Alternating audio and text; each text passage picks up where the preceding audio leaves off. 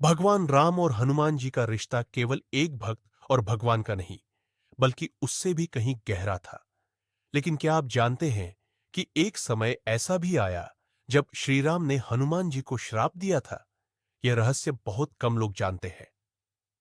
हनुमान जी को भगवान शिव का रुद्रावतार माना जाता है। वे भगवान राम के अनन्य भक्त थे और उन्होंने हमेशा उनकी सेवा की।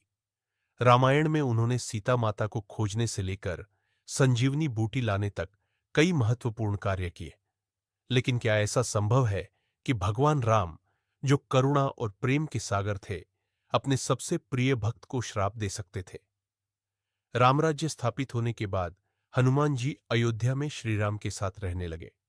एक दिन नारद मुनि ने हनुमान जी से कहा कि तुम इतने बलशाली हो, लेकिन तुमने राम कथा कभी नहीं सुनी। हनुमान जी ने कहा, राम कथा तो मैं हर समय सुनता हूं, मैं उनके चरणों में हूं। लेकिन तभी श्री राम ने उन्हें आदेश दिया कि अब तुम्हें वैकुंठ जाना होगा। हनुमान जी ने इनकार कर दिया, क्योंकि वे हमेशा धरती पर रहकर राम भक्तों की सेवा करना चाहते थे। इस पर श्री राम ने क्रोधित होकर कहा, हनुमान, अब तुम अयोध्या नहीं रहोगे। मैं तुम्हें श्राप देता हूं कि तुम कभी भी मेरी कथा को अपने शब्दों में नहीं सुना पाओगे। यह घटना रामराज्य के दौरान हुई थी, जब अयोध्या में सब कुछ शांतिपूर्ण था। हनुमान जी हर समय राम की सेवा में लगे रहते थे, लेकिन नारद मुनि के सवाल ने पूरी स्थिति बदल दी। श्राप के बाद हनुमान जी किसी भी सभा में जाकर राम कथा सुन सकते थे, लेकिन वे खुद कथा सुनाने में असमर्थ हो गए।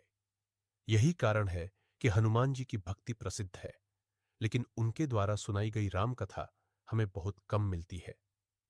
श्री राम को यह एहसास था कि हनुमान जी अमर है और वे हमेशा पृथ्वी पर रहेंगे।